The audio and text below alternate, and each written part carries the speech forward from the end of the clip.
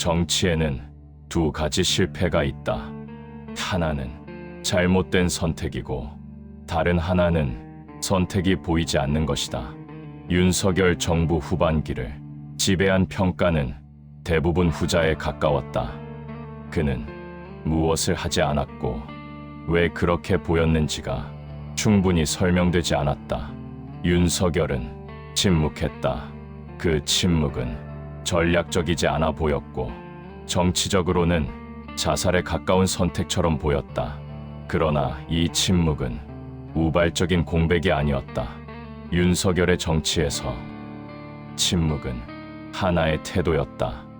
그는 모든 국면에서 설명하지 않는 쪽을 선택했다. 정책이 비판받을 때, 인사가 논란이 될 때, 국정이 흔들릴 때조차 윤석열은 앞에 서지 않았다. 정치는 이 침묵을 용납하지 않는다. 정치가 요구하는 것은 언제나 해명이고 언제나 메시지다. 그러나 윤석열은 정치의 요구보다 국가의 요구를 먼저 봤다. 그가 침묵한 이유는 말이 없어서가 아니라 말이 국가를 더 흔들 수 있다는 판단 때문이었다. 윤석열은 대통령의 말이 정책보다 먼저 소비되는 시대에 집권한 인물이다. 이 시대에서 대통령의 한마디는 사실이 되기 전에 프레임이 된다. 윤석열은 이 구조를 알고 있었다. 그래서 그는 말을 줄였다. 그 결과 정책은 남았지만 이야기는 사라졌다. 그리고 정치에서 이야기가 사라지면 타인의 이야기가 그 자리를 차지한다. 윤석열 정부 후반기에 침묵은 곧바로 무능이라는 단어로 번역되었다. 그러나 보수의 시점에서 보면 이 번역은 너무 빠르다. 윤석열은 침묵 속에서 국정을 멈추지 않았다. 외교는 진행되었고 안보는 관리되었으며 행정은 일상의 속도를 유지했다. 그럼에도 불구하고 침묵은 항상 패배로 읽혔다. 정치는 보이는 것만 존재한다고 믿기 때문이다. 윤석열은 보이지 않는 정치를 선택했다. 그 선택은 정치인으로서는 가장 불리한 선택이다. 그러나 국가 관리자에게는 가장 보수적인 선택이기도 하다. 이 침묵의 시간은 윤석열 정치의 핵심을 드러낸다. 그는 정치를 설득의 기술로 보지 않았다. 정치를 제안의 기술로 보았다. 어디까지 말할 수 있는지가 아니라 어디서 멈춰야 하는지를 먼저 계산한 인물. PART8은 바로 이 지점에서 시작한다. 윤석열의 침묵이 어떤 오해를 낳았고 그 오해가 어떤 구조 속에서 확대되었는지를 하나씩 풀어낸다. 이것은 변명이 아니다. 기록이다. 권력은 본래 설명을 요구받는다. 민주주의에서 설명은 권력의 의무다. 그러나 윤석열의 정치는 이 명제를 조금 다르게 해석했다. 그는 모든 권력이 항상 설명되어야 한다고 믿지 않았다. 윤석열에게 설명은 책임의 일부였지만 전부는 아니었다. 그는 설명보다 결과가 먼저여야 한다고 생각했다. 이 생각은 정치인의 문법과는 상충한다. 정치는 결과보다 과정을 말로 채워야 존재감을 얻는다. 윤석열은 이 과정을 최소화하려 했다. 그는 권력이 설명되는 순간 그 설명이 권력의 방향을 제한할 수 있다고 보았다. 말은 기록으로 남고 기록은 약속으로 변한다. 윤석열은 아직 검증되지 않은 국면에서 약속을 남기는 것을 경계했다. 그래서 그는 설명하지 않았다. 이 태도는 대통령의 권위를 약화시키는 선택처럼 보였다. 그러나 보수의 시점에서 보면 이것은 권위를 지키기 위한 또 다른 방식이다. 윤석열은 권위를 말로 쌓지 않았다. 그는 권위를 행정의 지속성으로 유지하려 했다. 이 방식은 보이지 않는다. 정책은 천천히 작동하고 효과는 나중에 나타난다. 그러나 정치의 시간은 항상 지금이다. 이 간극에서 윤석열은 항상 손해를 봤다. 설명하지 않는 권력은 곧바로 무능으로 오인된다.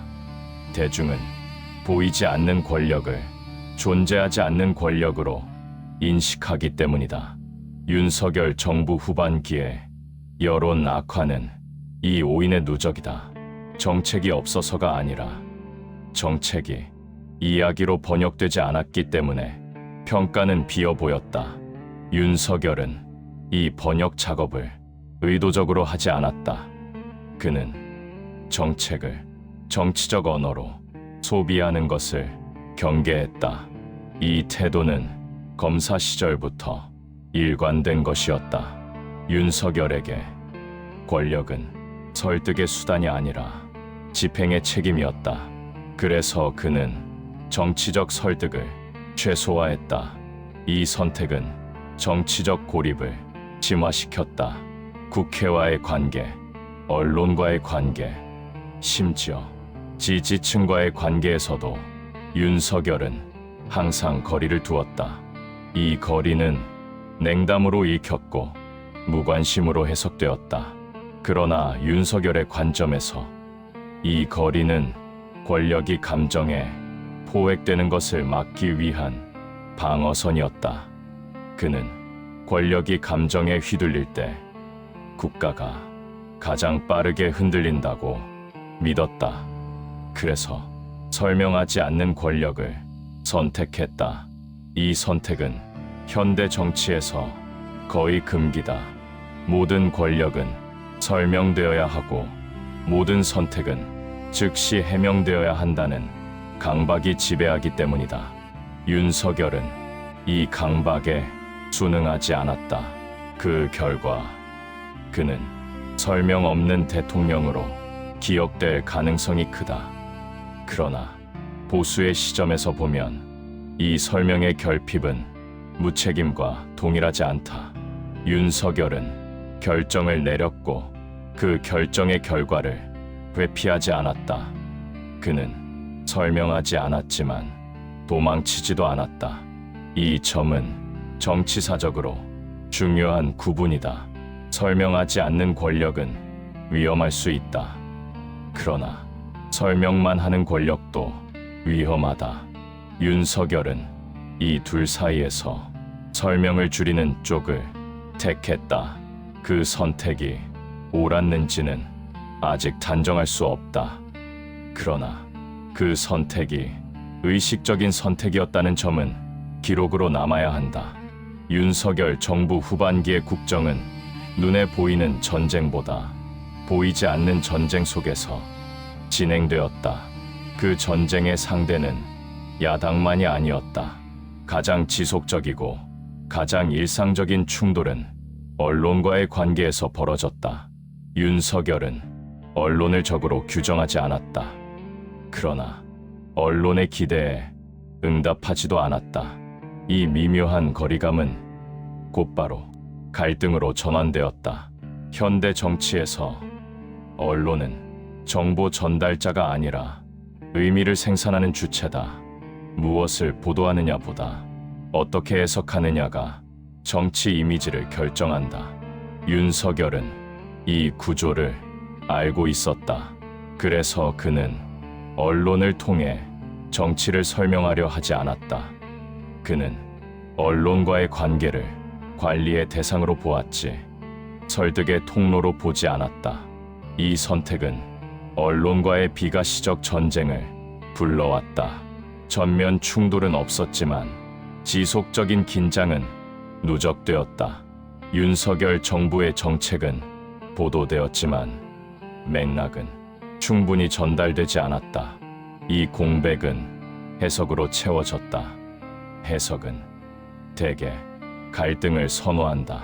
조용한 관리보다 논란이 클릭을 만들기 때문이다. 윤석열 정부 후반기에 국정 운영은 이 구조에서 항상 불리했다. 말을 줄일수록 의도가 추정되었고 침묵할수록 프레임이 더 씌워졌다. 윤석열은 이 상황에서 언론 대응을 강화하지 않았다. 정면 반박도 감정적 대응도 선택하지 않았다. 그는 언론과 싸우지 않는 방식으로 언론과 충돌했다. 이 태도는 비겁함으로 보이기도 했고 무기력으로 해석되기도 했다. 그러나 보수의 시점에서 보면 이것은 언론 권력에 대한 독특한 대응이다. 윤석열은 언론을 이기려 하지 않았다. 그는 언론을 정치의 일부로 흡수하지 않으려 했다. 대통령의 말이 언론의 헤드라인이 되는 순간 국정은 언론의 시간표에 종속된다. 윤석열은 이 종속을 끝까지 경계했다. 그 결과 윤석열 정부는 항상 설명 부족이라는 평가를 받았다. 그러나 설명이 많았던 정부들이 항상 성공했는지는 정치사가 증명하지 않는다. 윤석열은 이 점을 의식하고 있었다. 그래서 그는 언론의 질문에 모든 답을 주지 않았다. 답하지 않는 질문은 의심을 낳고 의심은 부정적 이미지를 강화한다. 윤석열은 이 위험을 알면서도 침묵을 택했다. 이 선택은 언론과의 전쟁을 가시화하지 않았지만 긴 전선으로 만들었다. 매일의 기사, 매일의 해석, 매일의 논조가 윤석열 정부의 이미지를 조금씩 갉아먹었다.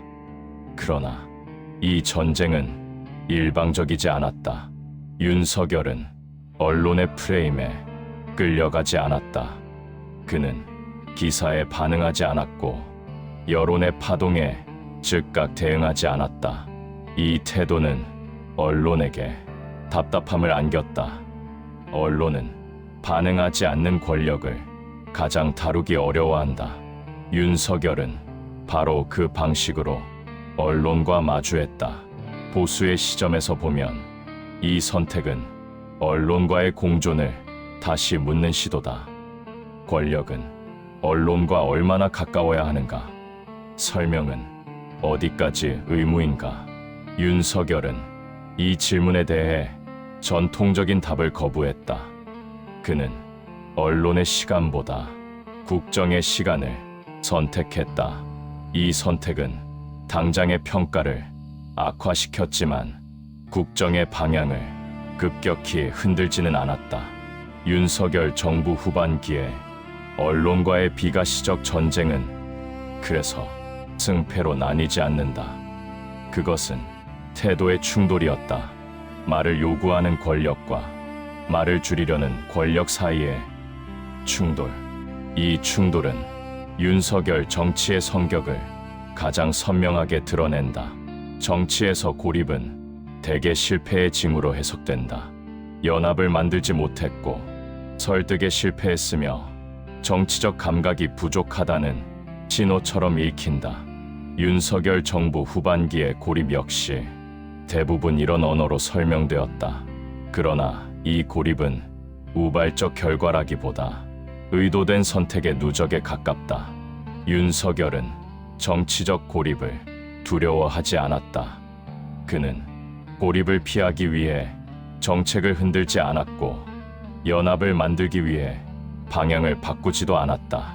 이 선택은 정치인의 본능과 정면으로 충돌한다. 정치인은 고립을 가장 먼저 피하려 한다. 그러나 윤석열은 고립을 정치적 비용으로 계산했다. 그는 고립을 감수하는 대신 정책의 일관성을 유지하는 쪽을 택했다. 이 고립은 여러 층위에서 나타났다. 국회와의 고립, 언론과의 고립, 심지어 지지층과의 고립까지. 윤석열은 어느 한 고립을 해결하기 위해 다른 고립을 선택하지 않았다. 보수의 시점에서 보면 이 태도는 정치적 미숙함이 아니라 정치의 우선순위에 대한 분명한 선택이다. 윤석열에게 정치는 연결의 기술이 아니라 제안의 기술이었다. 어디까지 연결할 수 있는지가 아니라 어디서 끊어야 하는지를 먼저 판단한 인물이다. 이 판단은 정치적 고립을 불가피하게 만들었다. 연합을 거부하면 고립이 오고 타협을 줄이면 외로워진다. 윤석열은 이 경로를 의식적으로 택했다. 이 고립은 그를 취약하게 만들었다. 정치적 방패가 없었고 위기 국면에서 완충 장치도 부족했다. 그럼에도 불구하고 윤석열은 고립을 깨기 위해 정책을 거래하지 않았다. 이 점은 정치사적으로 중요한 기록이다. 대부분의 정치인은 고립을 깨기 위해 정책을 양보한다. 윤석열은 정책을 지키기 위해 고립을 택했다. 이 선택은 정치적으로는 패배의 길처럼 보인다. 그러나 국가 운영의 관점에서는 다른 의미를 가진다. 고립된 권력은 결정을 서두르지 않는다. 고립된 권력은 타협의 속도를 늦춘다. 윤석열은 이 느린 결정을 국정 운영의 기본 속도로 설정했다. 이 속도는 대중의 기대와 항상 어긋났다. 그러나 국정은 항상 대중의 속도와 같을 필요는 없다. 윤석열은 이 불일치를 감수했다. 그 결과 그는 외로운 대통령이 되었다. 그러나 이 외로움은 무책임의 결과가 아니라 책임의 다른 형태였다. 윤석열의 고립은 정치적 인기와 정책 일관성 중 어느 쪽을 택할 것인가에 대한 분명한 답이었다. 그는 부자를 택했다. 이 답이 옳았는지는 앞으로도 논쟁이 될 것이다. 그러나 이 답이 의식적인 선택이었는지는 이제 분명하다. 윤석열은 정치를 함께하는 기술로만 보지 않았다. 정치를 혼자 감당해야 하는 책임의 자리로 인식했다. 이 인식은 그를 고립시켰고 동시에 정치의 속도를 늦추었다. 윤석열의 정치를 설명하는 또 하나의 핵심어는 느림이다. 이 느림은 우유부단과 다르다. 망설임과도 다르다. 그것은 의도된 속도 조절에 가깝다. 윤석열은 결정을 미루는 대통령이 아니라 결정을 서두르지 않는 대통령이었다. 현대 정치에서 느림은 거의 범죄에 가깝다. 정치는 즉각 반응해야 하고 위기는 실시간으로 관리되어야 하며 대통령은 항상 답을 들고 있어야 한다는 강박이 지배한다. 윤석열은 이 강박을 의식적으로 거부했다. 그는 모든 문제에 즉시 답하지 않았고 모든 위기에 즉각 나서지 않았다. 이 태도는 무능처럼 보였다. 그러나 보수의 시점에서 보면 이 느림은 결정의 무게를 과소평가하지 않겠다는 선언에 가깝다. 윤석열은 결정이 한 번 내려지면 되돌리기 어렵다는 사실을 잘 알고 있었다. 그래서 그는 결정을 천천히 내렸다. 여론이 요동칠 때일수록 언론의 압박이 거셀수록 윤석열은 속도를 더 늦췄다. 이 선택은 정치적 손해를 키웠다. 대중은 즉각적인 반응을 원했기 때문이다. 그러나 국가 운영의 관점에서는 이 느림이 완충 장치로 작동했다. 윤석열 정부 후반기에 국정은 급격한 방향 전환이 거의 없었다. 정책은 한 번 결정되면 큰 틀에서 유지되었고 사소한 논란에 의해 뒤집히지 않았다. 이 일관성은 느린 결정에서 나온 결과다. 윤석열은 정책을 여론의 파도에 맡기지 않았다. 그는 여론을 참고했지만 여론이 결정을 대신하게 두지 않았다. 이 태도는 민주주의와 충돌하는 것처럼 보일 수 있다. 그러나 보수의 관점에서 보면 민주주의는 즉각 반응이 아니라 숙고의 체계다. 윤석열은 이 숙고의 시간을 의도적으로 확보하려 했다. 느린 결정은 정치적 방패를 약화시킨다. 결정을 미루는 동안 비판은 쌓이고 불신은 증폭된다. 윤석열은 이 비용을 알고도 감수했다. 그는 정책의 정확성보다 정치적 이미지가 먼저 소모되는 것을 선택했다. 이 선택은 정치인의 논리로는 이해하기 어렵다.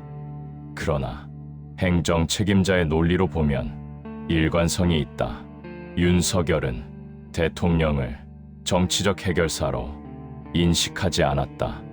그는 대통령을 국가의 브레이크로 인식했다.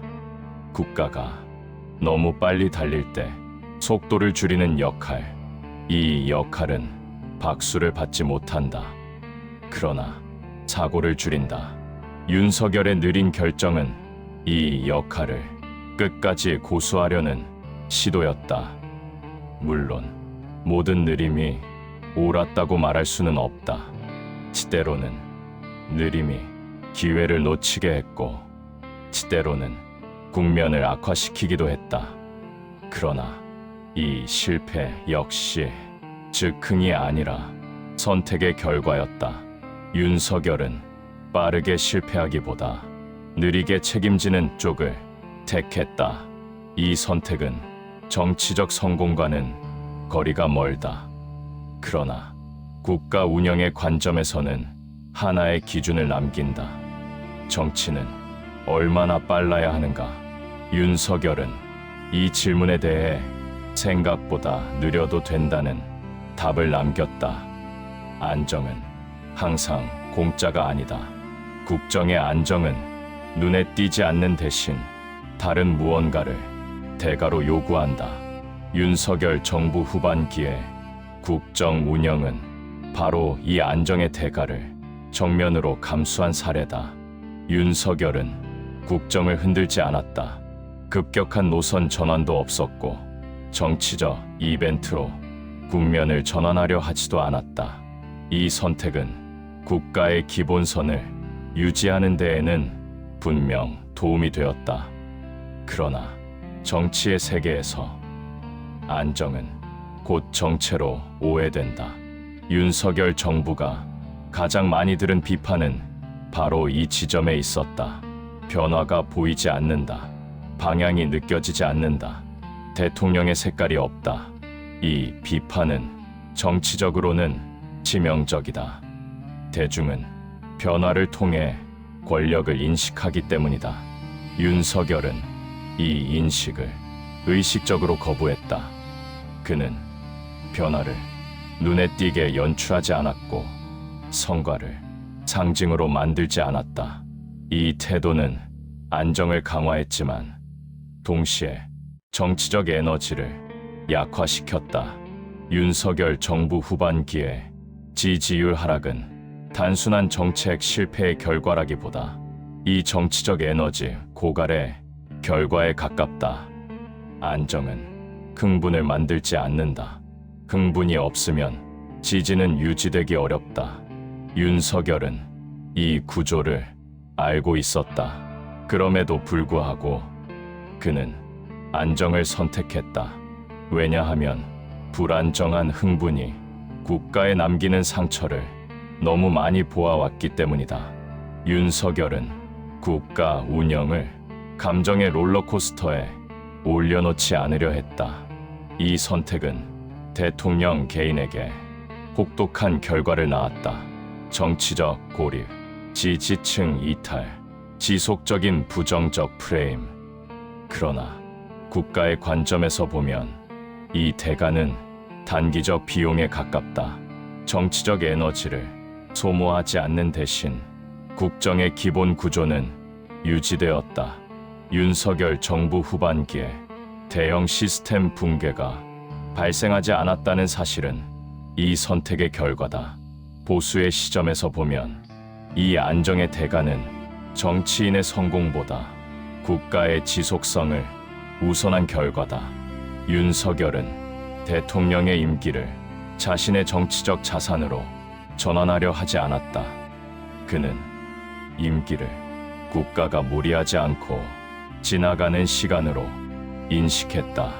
이 인식은 정치사적으로 드문 태도다. 대부분의 대통령은 임기를 자신의 업적으로 채우려 한다. 윤석열은 임기를 사고 없이 지나가야 할 구간으로 보았다. 이 관점은 정치적 성공을 보장하지 않는다. 그러나 국가 운영의 관점에서는 의미를 가진다.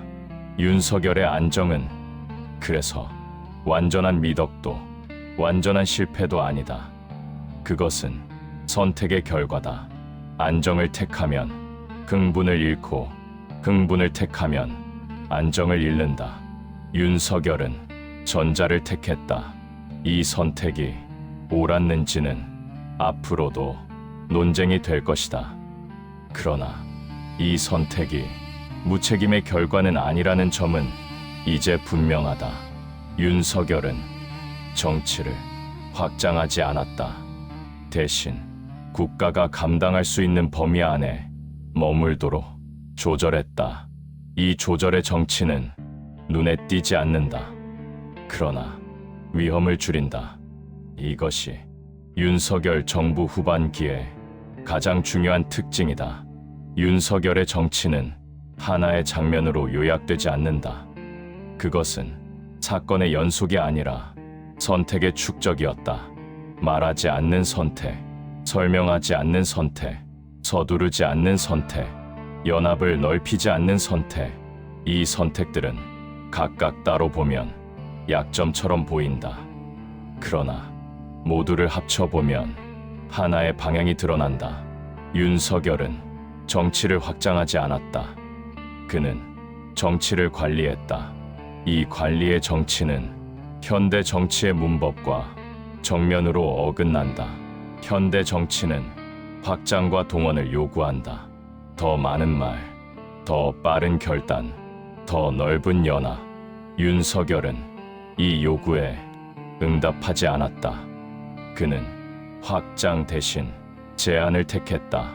이 제한은 국정의 속도를 늦췄고 정치적 에너지를 줄였으며 대통령 개인의 입지를 약화시켰다. 그러나 동시에 국가가 감당해야 할 위험의 총량도 줄였다. 윤석열의 정치에서 가장 일관된 기준은 이 위험 관리였다. 그는 성공 가능성보다 실패의 파급력을 먼저 계산했다. 정책이 얼마나 박수를 받을 수 있는지보다 얼마나 큰 부작용을 남길 수 있는지를 먼저 봤다. 이 태도는 정치적 리더십의 전형과 다르다. 윤석열은 리더십을 전면에 내세우지 않았다. 그는 국가 시스템이 스스로 굴러가도록 뒤에서 지켜보는 역할을 선호했다. 이 방식은 대통령의 존재감을 희미하게 만든다. 대중은 존재감을 느끼지 못하는 권력을 무능으로 오해한다. 윤석열은 이 오해를 끝까지 감수했다. 보수의 시점에서 보면 이 감수는 정치적 둔감함이 아니라 의식적인 절제다. 윤석열은 권력을 개인의 능력 증명으로 사용하지 않았다. 그는 권력을 국가 시스템의 안정성을 시험하지 않는 도구로 제한했다. 이 제한의 정치는 당장의 성과를 만들지 않는다. 그러나 급격한 실패도 만들지 않는다. 윤석열 정부 후반기를 돌아보면 대형 참사나 구조적 붕괴는 없었다. 이 사실은 주목받지 않는다. 그러나 정치사에서는 의미를 가진다. 대통령의 임기 중 국가가 무너지지 않았다는 사실은 기록으로 남는다. 윤석열의 정치는 완벽하지 않았다. 때로는 느림이 기회를 놓쳤고 침묵이 오해를 키웠으며 고립이 방어선을 약화시켰다. 그러나 이 실패들조차 즉흥이 아니라 선택의 결과였다. 윤석열은 즉각적인 인기를 위해 국가를 시험하지 않았다. 그는 국가를 안전한 범위 안에 두려 했다. 이 시도는 매력적이지 않았고 흥분을 만들지 못했다. 그러나 정치의 목적이 항상 흥분일 필요는 없다. 윤석열의 정치는 이 불편한 사실을 우리에게 남긴다. 정치는 얼마나 앞서가야 하는가? 권력은 얼마나 보여줘야 하는가? 대통령은 얼마나 말해야 하는가? 윤석열은 이 질문들에 대해 극단적인 답을 내리지 않았다. 그는 항상 한 걸음 뒤에 머물렀다. 그 한 걸음은 정치적으로는 패배처럼 보였지만 국가 운영의 관점에서는 브레이크였다. 윤석열의 정치는 정답이 아니다. 그러나 하나의 기준선이다. 이 선을 넘으면 정치는 위험해질 수 있다는 경계선이다. PART8은 이 경계선을 집요하게 추적했다. 윤석열이라는 인물을 옹호하기 위해서도 비난으로 끝내기 위해서도 아니다. 그의 정치가 어떤 선택의 총합이었는지를 기록하기 위해서다.